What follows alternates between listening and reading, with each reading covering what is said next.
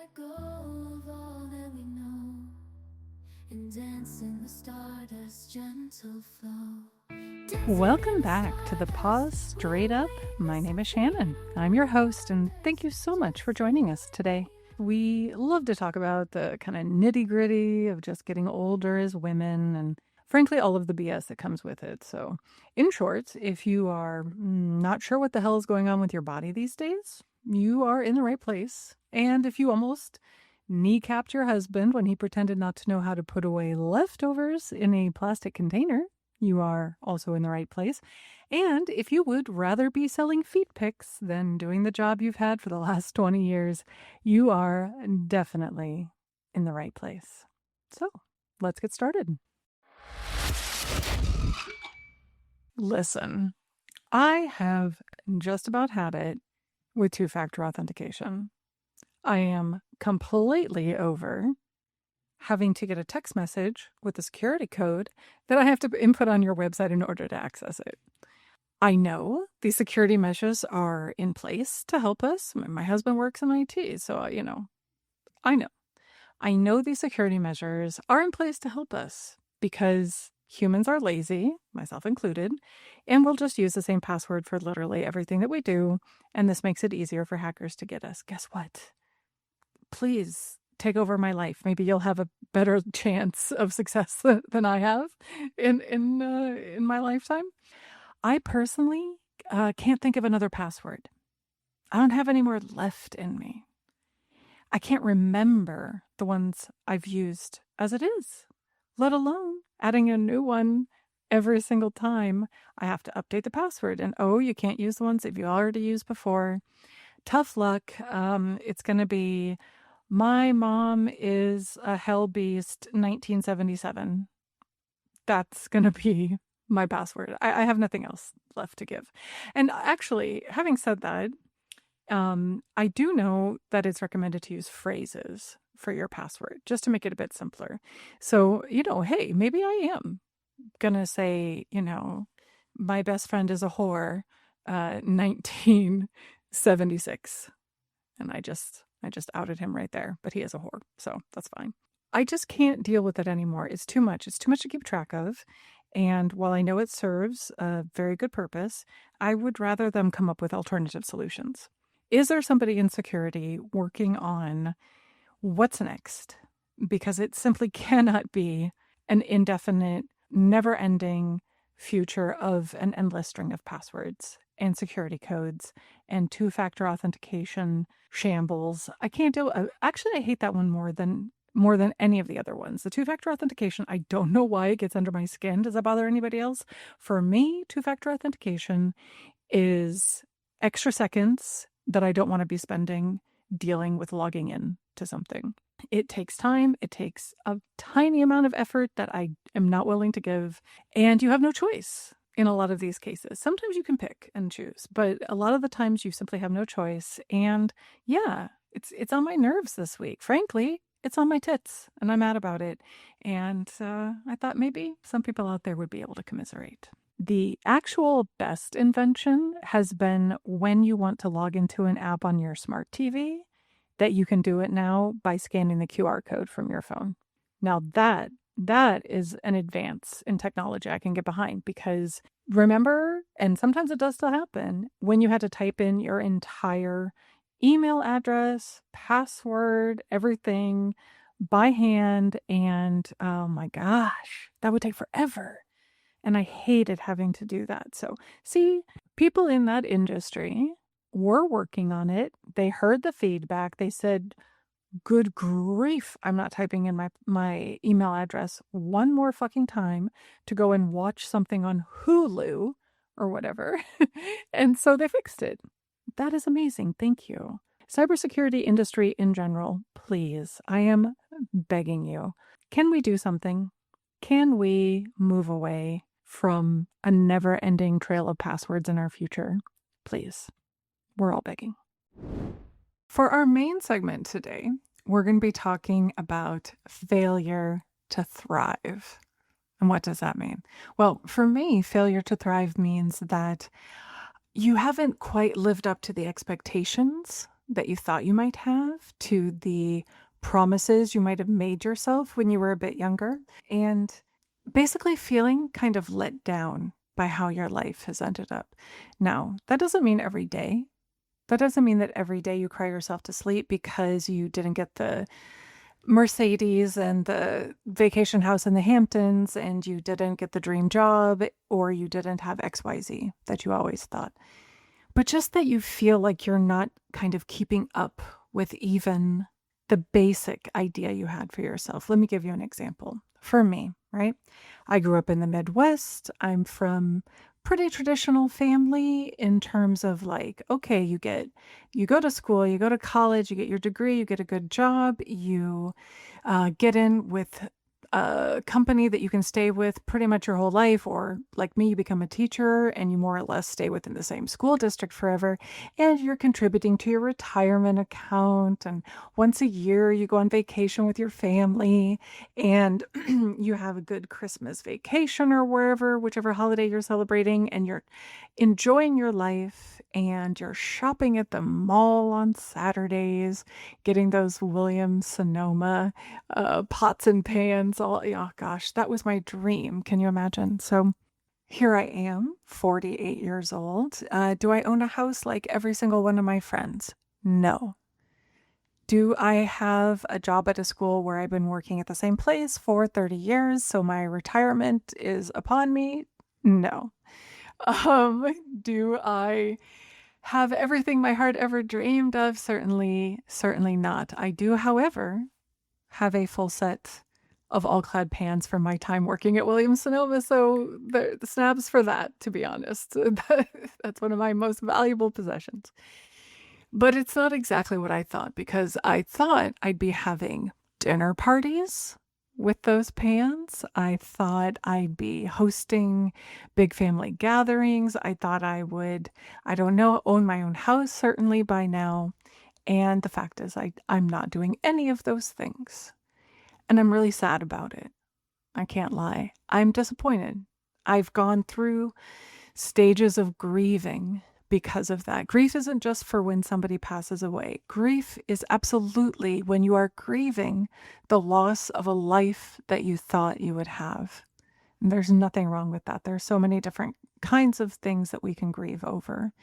And while I tend to be a very positive person, I tend to try to see the good in things. Sometimes when you're almost 50 years old, you start to think to yourself, oh shit, uh-oh, it's too late. It's never going to happen. I'm never going to have that house. I'm never going to be the person who goes to Paris for Christmas. I am not going to have those dinner parties because maybe I don't live anywhere near where all my friends live. Maybe I simply don't have the money, or maybe I'm working so hard that I just don't have the time. I don't have the facilities. I live in a tiny studio apartment, whatever the case may be. And so I've really had to reframe this for myself and try to see it as an opportunity to sort of get back to basics, to the smaller things in life that bring me joy, that make me happy. You know, I live in a city where I only have like two friends who live here, and they are amazing, but they're also homebodies like me and my husband. And so I don't really get out much. I don't really do anything. That's my choice. I am trying to push myself to do more of those small things that I can be happy and grateful for. We have kayaks. We could go on the lake. We could rent a kayak. We could go out there, enjoy a beautiful afternoon, basically cheaply. I won't say for free because, you know, if you own the kayaks, you got to pay those up front, but you can rent them for a day.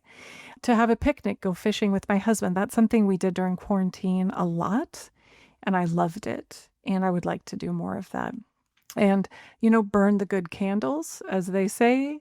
Enjoy the small things that you're able to, even if you don't have that big dream that you thought. As for not having a house, well, I can't lie. That makes me sad all the time. So how do I deal with that? I try to think about how, yeah, there's property taxes. You got to keep up if there's a leak, if you got to replace the sump pump, if you need to do all of those things, you got to rake the leaves and do the lawn care and all that stuff. It's a commitment, but it's still part of the dream that I always had for how I wanted to live my life, what I envisioned. And it's really hard to let that go. In today's economy, in today's society, I think it's getting more and more common to not own a house by choice because of that upkeep and all that maintenance, and nobody wants to be fussing with that all the time. And yet, it's really hard to kind of kill that dream in my heart. So I refuse to kill it. I won't kill that dream. It is going to live in my mind, and I'm forever going to be hoping that my husband and I can buy a house and that we'll have our own garden that I can just like potter around in one day. And not in my retirement years, because I don't see many unemployed years in my future, unfortunately. But, that was a trade off for me. In building my dream life, I decided early on, or can I say early on? Not 100%. When I was in college, I learned about international teaching completely randomly from a woman that I met at a part-time job I was working at in the summer at a swimming pool. And she came in and she just started talking about how she was teaching English in Japan. And I had literally never considered that as a possibility in my life. So she opened up an entire world for me. She changed my entire life's path with that conversation. Did I act on it immediately? No, I was in the middle of college and I still had the dream of, oh, I'm going to get married and I'm going to have the picket fence and just hang out here in Des Moines forever. God help me. And so I just kind of filed it away though. I went home, I looked it up, it sounded amazing. I was already kind of looking abroad at that time, like in French class, you had to sign up for one French speaking pen pal. Remember pen pals? And I signed up for like 10 because I wanted letters from all over the world. So early on, that was kind of appealing to me. So when I got older and things weren't quite working out in Des Moines, I was floundering. Yeah, I had my degree in English, but what am I going to do? I ended up working at a newspaper. That was kind of fun, but ultimately it wasn't what was in my heart. So instead of pursuing the dream of a 401k working in a cubicle at Wells Fargo, which is what my grandmother's lifelong dream was for me, to live 2 doors down and work in a cubicle at Wells Fargo, rather than pursuing that, I decided to take a chance and pursue international teaching. I've taught in 6 different countries. I've been to South Korea, I've been to Mexico and Poland and France and Prague and so many other places just in general traveling. But in working in all of those countries, it was just a different path. It was something that my friends and family did not choose to do. So instead, they followed the traditional way. They put the money in the 401k. They ultimately bought a house. They leveled up to a better house. They got married. They had kids. And I didn't do any of those things except for the getting married part. But at the same time, I was out having adventures. I was out learning about different cultures and etc. And that's not to brag. That's only to say I did live a life. I didn't buy a house, but I lived a life. And I had amazing experiences, and those are valuable too. And you don't need to travel abroad to have amazing experiences. You can have those every single day, no matter where you're living. You can see the magic of everyday life, regardless of how much money you have. Because certainly now, I may have gone and worked for poverty wages in other countries just for the experience. And now here I am making not quite poverty wages in America, sad face for me. But, I have those great memories and I had those amazing experiences. So I think it's just so important for us to remember that we make our own path. We decide what's valid. We decide if we're thriving ultimately. And it can be hard to accept that you didn't get every hope and dream that you ever wanted. But it doesn't mean you failed. It doesn't mean you're not thriving. And at the end of the day, if you can be happy with yourself, if you can be the star of your own show and really the main character, that main character energy that people talk about all the time, that's what you can foster within yourself. Who gives a shit what anybody thinks about you? That is the blessing of midlife. The blessing of perimenopause. When that estrogen drops, get out of my fucking way. I don't care what you think about me. I'm here to live my truth. I'm here to live authentically and be happy for myself and do whatever the heck makes me happy. And, as long as it's not hurting people, let's be a little careful on that. But at the same time, if I have a dream that I'm able to pursue within my means, I'm going to do that. And it doesn't bother me what people think about it anymore. Thank goodness. Finally, getting to a place where I don't give a shit anymore has been the biggest freedom ever. And I'm just so grateful to have finally come around to that conclusion. So, if you feel like you are failing to thrive in your life, that you're not where you plan to be, I just want to let you know that you are exactly where you are in this moment because of everything that's led up to it. And you absolutely do not need to compare yourself to anybody else. Please don't. Set your hopes and dreams, your goals, and work towards them. But if you can achieve even small things, you are thriving. And I'm here for that. And now it's time for my favorite segment, which is escape plan. What is my escape plan for this week? If money were no object, where would I be on a flight to? And I have to tell you, this week I've been thinking a lot about Morocco. Now, my husband happens to be from Morocco, so it's pretty easy for me to think about Morocco on any given day. But I would love to get on a plane and head to Marrakesh this week. It is a beautiful city, and yet I haven't had a chance to fully explore it. I've only been there one time on my last visit to Morocco, and I just spent time in the main square in the Medina, going a little bit through the souk, but it just so happened the king was visiting something in the souk area that day, and so they had it mostly closed down. And I don't know if you've ever been to a souk in general, or specifically in Morocco. They are filled with these treasures and amazing spices. Morocco has exceptionally high quality spices, produce, everything you could ever want. So it is an absolute dream for people who love to cook. And Moroccan cuisine itself is so phenomenal. It is delicious. The entire world is absolutely sleeping on Moroccan food. So to just land in Marrakesh, I'd eat some tangia. This is one of their specialty dishes where they put meat, it can be beef or lamb, even vegetables, into a small kind of clay pot that it's kind of shaped like a football, if you will, just a little bit an American football. And they put the meat, the spices, some olive oil, some water, etc. into this pot. They seal it. And then the traditional method is to bury it in the wood that they use to fire and warm up the hammam, which is the public baths. So they use those with like wood burning stoves to heat those, their furnaces. And so that's where they put the tangia pots.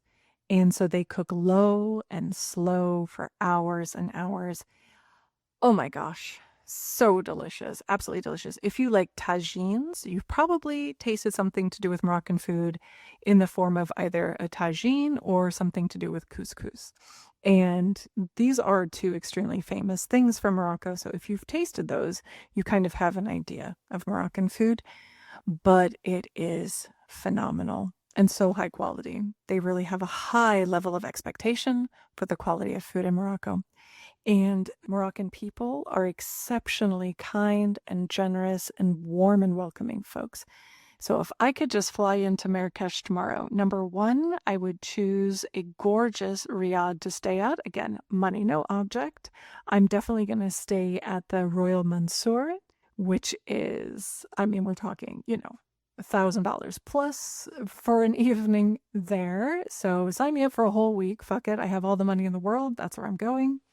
And I would take a food tour around the city to get somebody who really knows what's what to take me around. I don't know if you're a fan of the YouTuber Mark Wiens. He does food travel vlogs and are phenomenal. He had a whole series on Morocco.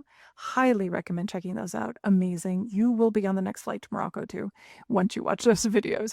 And the food that he showed specifically in Marrakesh just looked amazing. Just like slow cooked lamb cooked down in a pit where it's just, like when meat gets like sticky and it's just so delicious and tender.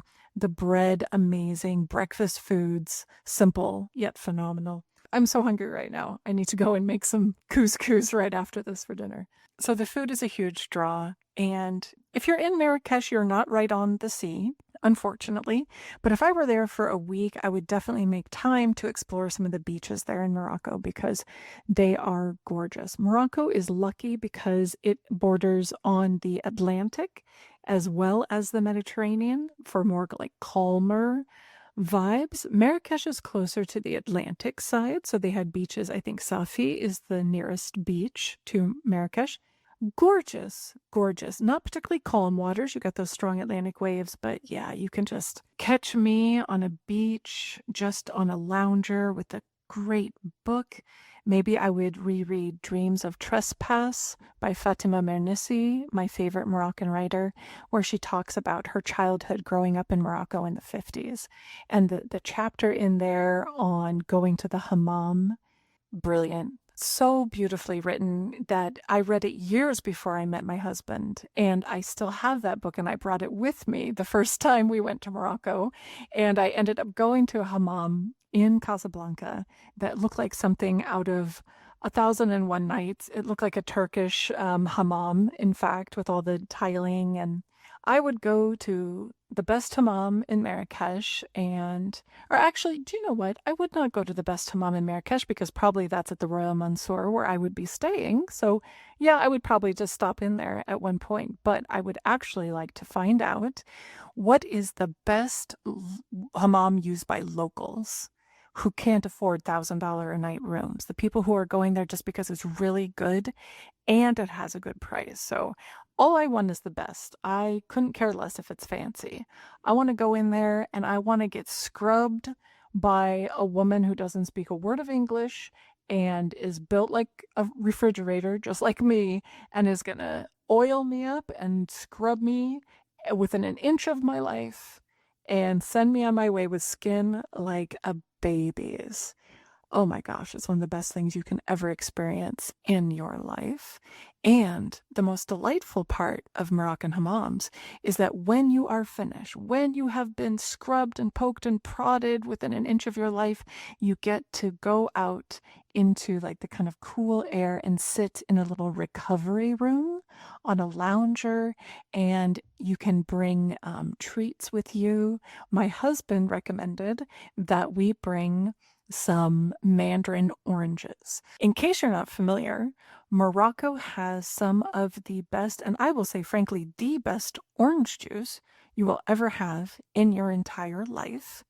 I am diabetic, so I cannot just guzzle it down as I would really love to do, but you might be able to do that. So please go to Morocco for the orange juice if nothing else. But when you leave the hammam, you might bring a little bag of oranges with you or mandarins with you and drink some cool water and just sit there and relax. I've done it. It's amazing. I would love to make that plan for like literally tomorrow to go to hammam there. And I would like to again explore the souk without the king being there to get things shut down, because I would love to buy some of those intricate Moroccan filigree lamps that you may have seen. They're like ironwork kind of filigree. So beautiful. And I need some spices. And then after that, at the end of the day, I would love to go somewhere with my husband and his family, who are some of the most amazing and wonderful people on the planet, and go out to perhaps a fancy restaurant if they want.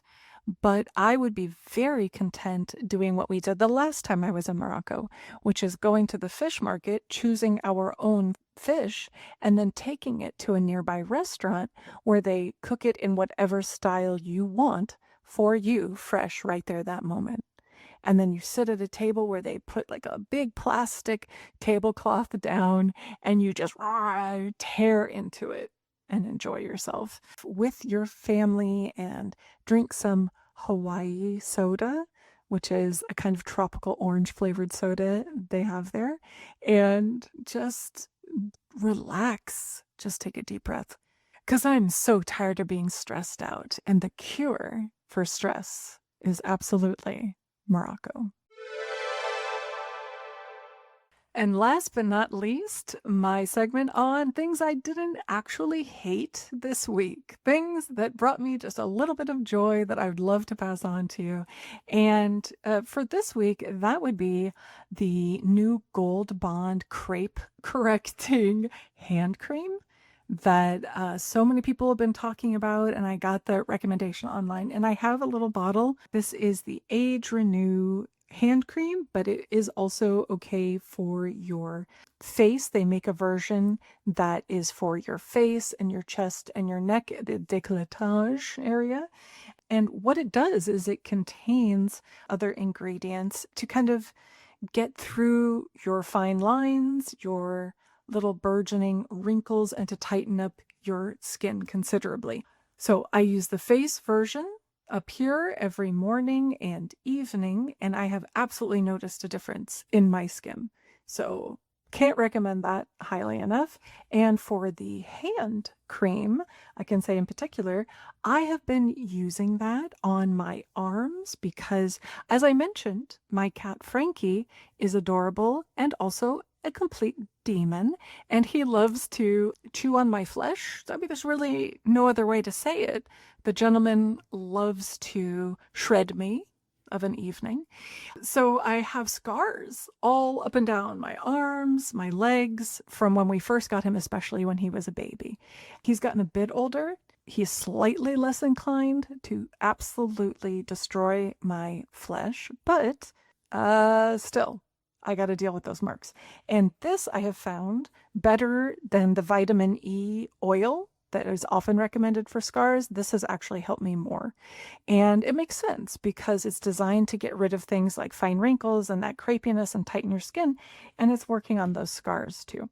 So that's my pro tip for you. That is something that I have absolutely not hated this week. And I've been using it for a couple months now, and I've just got to sing its praises. It is amazing. That'll do it for us this week. Thank you so much for tuning in and spending this time with me. I've certainly enjoyed it. I hope you have too. And I hope I will see you here next week. Give us a like, give us a follow, and in the meantime, please take care of yourselves and see you next Tuesday. Dancing